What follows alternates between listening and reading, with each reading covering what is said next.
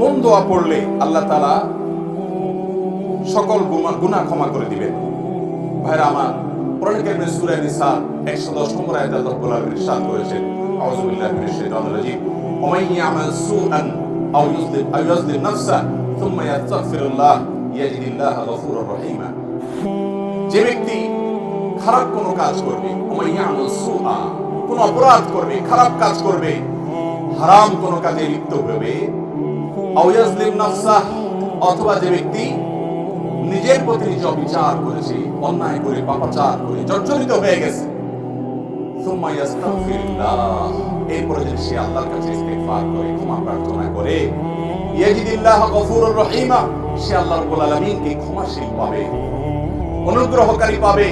যদি সে আল্লাহর কাছে মাফ চায়, চাওয়ার মতো, তো সে দেখবে যে আল্লাহ তাআলা তাকে মাফ করে দিয়েছে, অনুগ্রহ করেছে, রহম করেছে। পৃথিবীর কোন আদালতের কাছে মানুষ যদি অপরাধ স্বীকার করে বলে আমি ভুল হয়েছে, আমাকে মাফ করে দেন, আদালত বা কোনো বিচারক দুনিয়ার বলবে না ঠিক আছে, অপরাধ সন্দেহাতীতভাবে প্রমাণিত হয়েছে, যেহেতু তিনি অনুতপ্ত হয়েছেন সেজন্য তাকে ক্ষমা করে দেওয়া হলো, এটা দুনিয়ার আদালত বলবে না।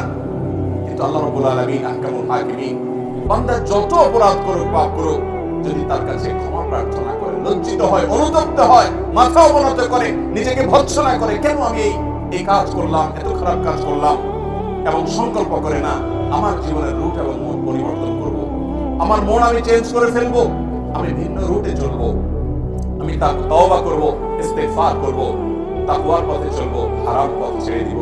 যদি আল্লাহর কোনো বান্দা মনে মনে এভাবে নিয়ত করে, কোন যুবক ভাই যদি এরকম প্রতিজ্ঞা করে যে আমার রুট আমি চেঞ্জ করে ফেলবো, মোর পরিবর্তন করে ফেলবো, আল্লাহ রাব্বুল আলামিন যত অপরাধ করুক না কেন সকল অপরাধ মাফ করে দিবেন।